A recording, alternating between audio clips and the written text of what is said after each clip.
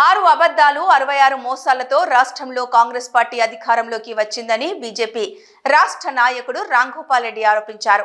సిద్దిపేట జిల్లా హుస్నాబాద్లో కాంగ్రెస్ ఏడాది పాలన వైఫల్యాలపై నిరసన వ్యక్తం చేస్తూ బీజేపీ శ్రేణులతో బైక్ ర్యాలీ నిర్వహించారు.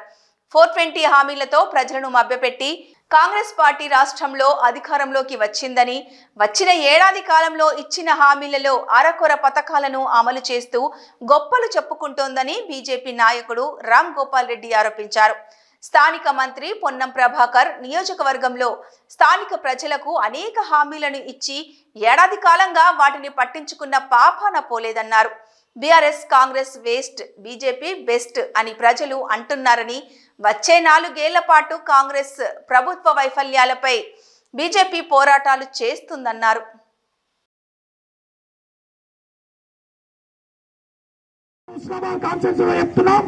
ఈ హుస్నాబాద్ లో కరీంనగర్ లో కలుపుతామని ఇక్కడున్న మినిస్టర్ మొదటి హామీ ఇచ్చి ఈ ఎన్నికల్లో గెలుపొందడం జరిగింది. ఆ సంక్రాంతి తర్వాత కరీంనగర్ లో కలిపేందుకు మీరు ప్రయత్నం చేస్తారా, లేకపోతే మా ఆందోళన కార్యక్రమానికి అయితే మేము సిద్ధంగా ఉన్నాం. అదే డెడ్లైన్ మీరు రెడీగా ఉండాలని ఈ వేదిక మీ నుంచి తెలియజేస్తున్నాం.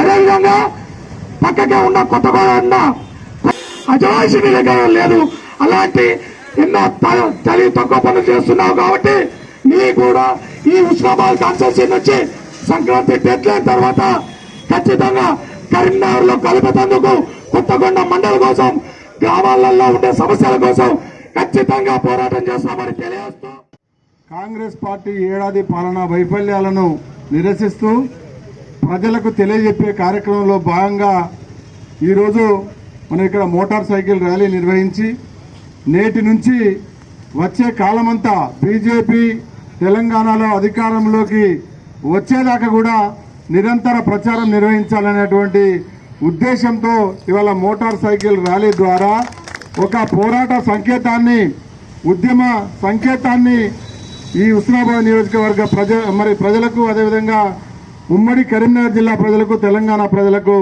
పంపడానికి ఈరోజు ఈ కార్యక్రమం నిర్వహించడం జరుగుతుంది. రాష్ట్ర వ్యాప్తంగా ఇదే కాంగ్రెస్ వైఫల్యాల మీద మొన్న 7వ తేదీన హైదరాబాద్లో పెద్ద బహిరంగ సభ జరిగింది.